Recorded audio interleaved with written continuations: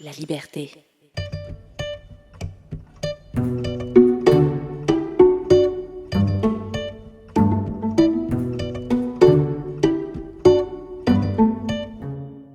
Salut à tous et bienvenue dans un nouvel épisode du balado de Nature Mag Junior. Je suis votre ami l'ours blanc. On me surnomme l'ours polaire. J'adore parcourir le Canada pour parler de notre si belle planète, la planète Terre. Aujourd'hui, on va partir faire des rencontres exceptionnelles et parler à plusieurs animaux sur Terre, dans l'eau, dans la neige et même sur la glace. Alors mets ton manteau, ta tuque, tes souliers et suis-moi. C'est parti pour l'aventure!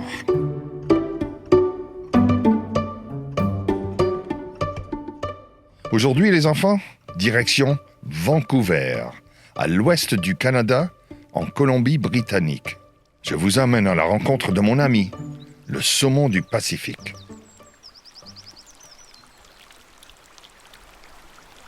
Il ne doit pas être loin, les amis. Vous pouvez même mettre les pieds dans l'eau de la rivière. Ouvrez bien les yeux. Ah, le voilà. Salut les petits gars! Comment ça va aujourd'hui? Dis donc, ours blanc, tu n'aurais pas dû dire aux enfants de mettre les pieds dans l'eau. En ce moment, elle est très polluée. Quoi? Des déchets dans l'eau? Mais elle me paraît si claire et propre pourtant. En fait, contrairement à ce qu'on peut penser, il y a énormément de pollution invisible dans l'eau. Une pollution que l'on ne peut pas voir avec ses yeux. Je vous explique un peu. Ces déchets invisibles peuvent arriver dans l'eau par l'utilisation de produits de tous les jours, comme du shampoing, de la lessive ou encore des médicaments. Les eaux usées par les humains sont traitées pour la rendre potable. Mais même après cette étape, il reste tous ces petits déchets dans l'eau. Et ils se retrouvent ici, chez moi. Et là, je te parle seulement des déchets invisibles, parce qu'il y en a d'autres qu'on arrive bien à voir, comme par exemple les marées noires, qui sont provoquées par les déversements de pétrole. Ah oui, ça fait peur. Mais alors, saumon, c'est quoi la plus grande source de pollution chez toi, dans l'eau? Bonne question, l'ours. Ce qui pollue le plus l'eau, c'est un phénomène qu'on appelle le ruissellement. Ça se produit lorsque l'eau, la pluie ou la neige fondue s'écoule sur les sols et finissent par se déverser dans les rivières, les lacs ou encore dans les océans. Ça transporte et apporte des nutriments, des pesticides ou même d'autres produits chimiques très dangereux qui peuvent nuire à la santé des écosystèmes aquatiques et terrestres. Ah, je pense que je suis capable d'expliquer ça autrement. Par exemple, en agriculture, on utilise souvent de l'engrais et des pesticides pour augmenter les récoltes. Lorsqu'il pleut, et donc que le ruissellement a lieu, cette eau, polluée par les engrais et les pesticides, s'écoule dans les cours d'eau qui sont juste à côté. Oui, et sais-tu quel effet visible ça peut avoir sur l'eau des lacs, par exemple? Non, pas du tout. Mais je pense que les enfants aimeraient beaucoup le savoir. Cela provoque l'apparition et la croissance rapide de beaucoup d'algues qu'on appelle bleu-vert et de plantes aquatiques qui vont recouvrir toute la surface de l'eau à cause de la grande quantité de nutriments disponibles. Toute la surface du lac devient verte. C'est un sacré phénomène. On appelle ça l'eutrophisation. Phew, je sais, c'est un mot très compliqué, mais laisse-moi t'expliquer. En fait, c'est un phénomène qui bloque la lumière du soleil et qui empêche les végétaux qui vivent au fond de l'eau de faire de la photosynthèse. Alors, ils ne peuvent donc plus se développer, ni produire de l'oxygène, bref, ils finissent par mourir. Et puis surtout, avec ce manque d'oxygène, les poissons et aussi plein d'autres organismes qui vivent au fond de l'eau meurent aussi. Et ça, mes amis, c'est un gros problème pour la biodiversité. Et vous savez quoi? Même pour les humains, c'est dangereux. Les algues bleu-vert toxiques produisent plusieurs types de toxines qu'on appelle cyanotoxines. Et elles provoquent des irritations et des allergies au contact de la peau. Et plus grave encore, elles peuvent même affecter le système nerveux des humains et leur foie. Ouais, pas cool, hein? Et certains lacs au Canada sont malheureusement touchés par ce problème. Donc, si vous voyez un lac recouvert d'algues bleu-vert toxiques, ne vous y baignez pas, les enfants, car cela peut être très dangereux. Eh bien ça, Je n'imaginais pas que le soleil, même au plus profond de l'eau, pouvait avoir un impact sur vos vies. Et pourtant, sais-tu aussi que les déchets dans l'eau ne sont pas tous forcément mauvais? Ah non, tu me l'apprends. Comment ça? Par exemple, on retrouve dans les milieux aquatiques des feuilles et des sols provenant de la Terre et qui sont considérés comme des déchets organiques bénéfiques au bon fonctionnement des lacs, rivières ou océans. Et puis, il y a aussi les déchets que produit ma famille saumon et qui servent à nourrir mes amis, les autres poissons, et les plantes aquatiques aussi. Ah, donc vous aussi vous polluez? Ben, pas tout à fait. Nous, les poissons, on produit aussi des déchets organiques bénéfiques, comme notre pipi. Notre urine contient des déchets azotés qui peuvent servir de nourriture pour d'autres organismes, bactéries, plantes, plancton, poissons et autres. Même si ça a l'air dégoûtant, ça permet quand même à plusieurs espèces d'être en bonne santé. Vous entendez ça, les enfants? Rien ne se perd, rien ne se crée, tout se transforme. Oui, enfin, j'apprécie ton enthousiasme, mais ce n'est pas vraiment le cas pour tous les déchets, tu sais. Il faut quand même faire attention. Oui, d'ailleurs, pas très loin de chez toi, je vois qu'il y a une usine. Est-ce que ça aussi, ça pollue l'eau? Ah oui, l'usine. Dans l'oreille. Elle vient d'ouvrir et ça fait beaucoup de bruit. Et je ne sais pas si tu arrives à le voir d'ici, mais les eaux usées qui sortent de l'usine sont directement déversées dans la rivière.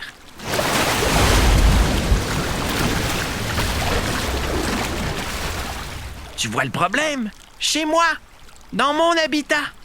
Et ça fait que mon eau, elle est polluée par les métaux lourds que l'usine rejette, comme le plomb, l'arsenic ou encore le mercure. Bref, un vrai cocktail toxique. Oh, les enfants! Voilà qu'arrive notre ami la bernache du Canada. Mais qu'est-ce que tu fais là, bernache? Je volais au-dessus de vous et je vous ai entendu parler de la pollution des usines. Vous savez, ce n'est pas que dans l'eau. Certaines usines polluent l'eau par leurs déchets industriels, c'est vrai. Mais il ne faut surtout pas oublier qu'elles polluent énormément l'air à cause de la fumée qui sort de leurs grandes cheminées. Cette fumée noire contient des particules toxiques qui peuvent voyager jusqu'à des milliers de kilomètres. Tu as bien raison, Bernache. Ces usines font énormément de mal à l'air et à l'eau. Eh oui, c'est malheureusement la pollution industrielle qui est la première cause de pollution de l'air, notamment à cause de l'utilisation des énergies fossiles. Il faut savoir, les enfants, que les énergies fossiles sont des énergies largement utilisées par l'homme pour la combustion, c'est-à-dire le fait de brûler du charbon, du pétrole ou du gaz naturel. Grâce à ces énergies, les humains peuvent produire de l'électricité, se chauffer ou encore se transporter. Et le problème avec les énergies fossiles, c'est que ça crée des particules fines et ça peut être très dangereux. Ces particules sont tellement petites qu'elles peuvent rentrer dans vos poumons lorsque vous respirez. En fonction de la taille des particules, elles vont provoquer différentes maladies pour les humains et potentiellement toucher le cœur, les poumons ou le cerveau. Et pour nous, les animaux, c'est pareil. Ça fait peur. Mais comment sait-on si l'air, l'eau ou le sol sont pollués, Bernache? Les humains mesurent tous les jours la qualité de l'air pour connaître le niveau de pollution. Lorsque les niveaux dépassent les limites autorisées et que ça présente des risques élevés, on parle alors de pic de pollution. Est-ce que les humains sont toujours responsables de la présence de ces particules? Bien sûr que non. La pollution industrielle n'est pas la seule cause de la pollution de l'air. Il y a aussi des phénomènes naturels comme les éruptions volcaniques ou les feux de forêt qui peuvent produire ces particules. D'ailleurs, quand ça se produit, un léger voile recouvre le ciel, formant ce qu'on appelle le smog.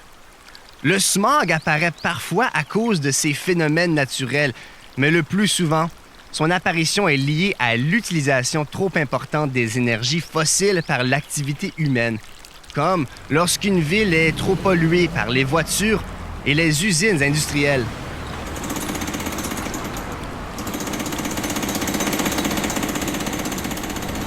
Smog est un mélange des mots fumée et brouillard qui se disent en anglais smoke et fog.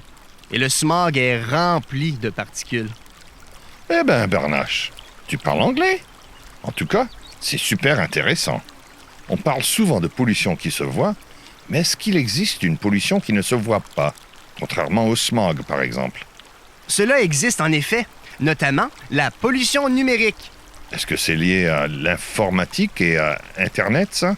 Eh oui, la pollution numérique, ce sont les déchets que le secteur numérique génère. On peut citer les émissions de gaz à effet de serre, par exemple, qui sont produits avec la fabrication des équipements numériques. Mais il y a également la pollution produite par les utilisations quotidiennes des cellulaires et des ordinateurs. Enfin, on a surtout le stockage de toutes les données sur les gros serveurs, qui dégagent beaucoup de chaleur. Et toutes nos données, elles sont stockées pendant longtemps?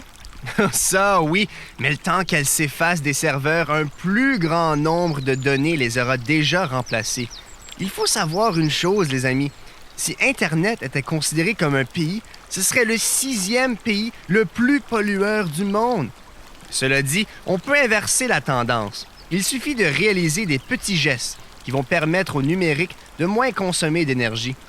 En évitant de regarder trop de vidéos ou de jouer à des jeux lorsque vous n'avez pas accès à du Wi-Fi. Ça peut aider. Mais on dirait qu'il y a un bourdonnement. Vous entendez? Je suis là. Ce n'est pas toujours facile d'être petit comme moi. Je vous entendais parler de loin, de l'eau et de l'air, et puis je veux dire que moi et mes copines, on subit énormément la pollution du sol aussi. Mais les abeilles, ça vole, non? Vous n'habitez pas plutôt en l'air, dans vos ruches? Même si nos ruches ne sont pas au contact du sol, saumon, nous subissons la pollution des sols quand même, notamment quand on va butiner les fleurs pour fabriquer le miel. Parfois, on cherche des fleurs dans des champs cultivés par les agriculteurs. Et puis, on a souvent de mauvaises surprises. Des mauvaises surprises? Dans les fleurs? En fait, elles sont parfois contaminées par des pesticides. Ah! Ce sont des produits souvent utilisés par les agriculteurs pour augmenter la quantité de récolte des fruits et légumes. Le problème, c'est que ça détruit toute autre végétation dans le champ, dont nos fleurs avec le précieux nectar qui nous permet de fabriquer notre miel. Après l'utilisation d'herbicides, il ne reste souvent que les plantes dont le génome a été modifié. Parfois, les plantes sont modifiées par les humains pour qu'elles puissent résister à ces pesticides.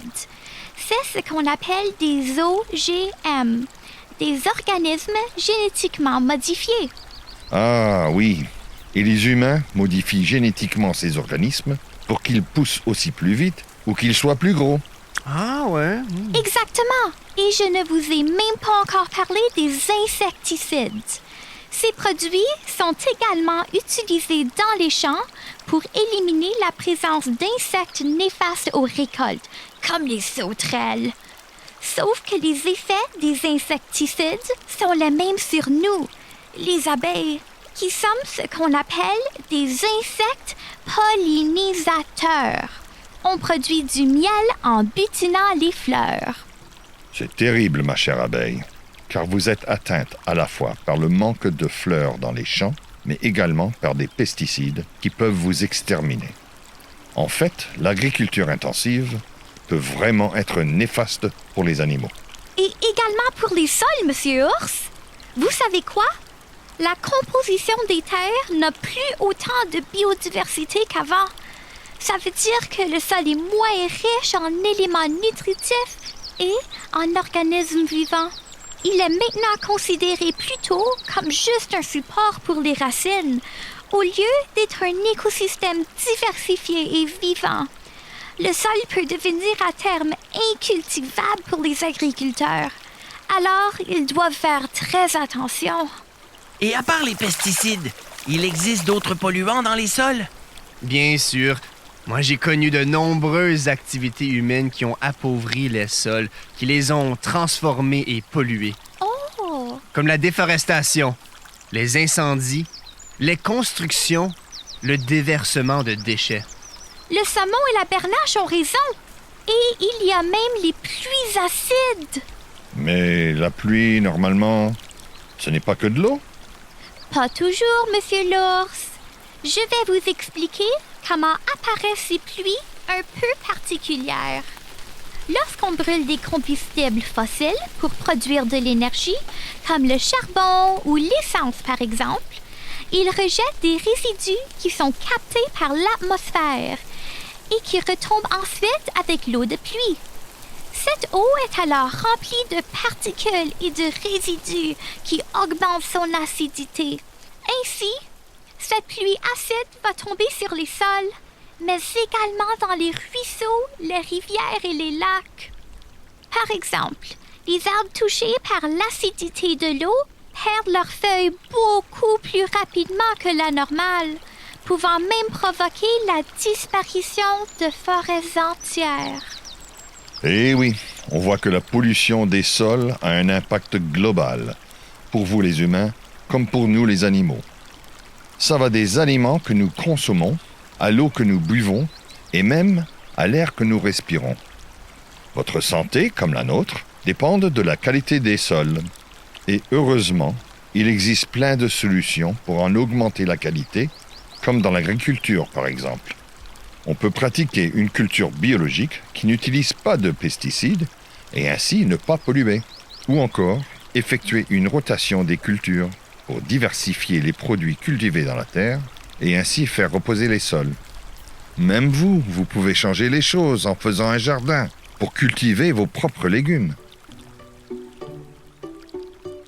Allez, les enfants, après ces conseils, il est temps de laisser tranquilles nos amis le saumon, la bernache et l'abeille. Peut-être qu'on rendra visite à une tortue des bois. Mais ça, ce sera pour une prochaine aventure, les enfants. À bientôt!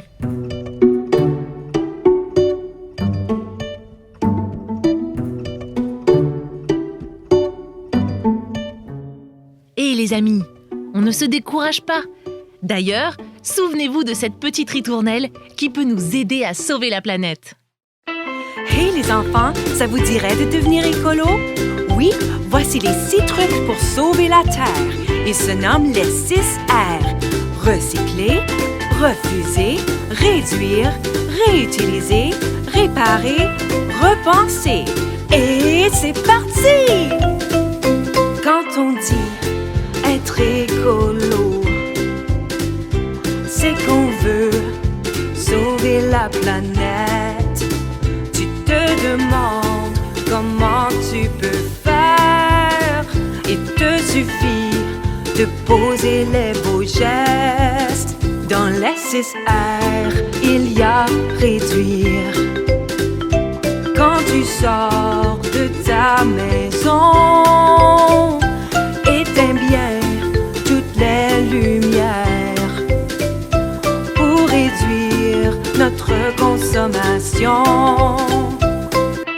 Une lettre et 6 mots, c'est simple d'être écolo.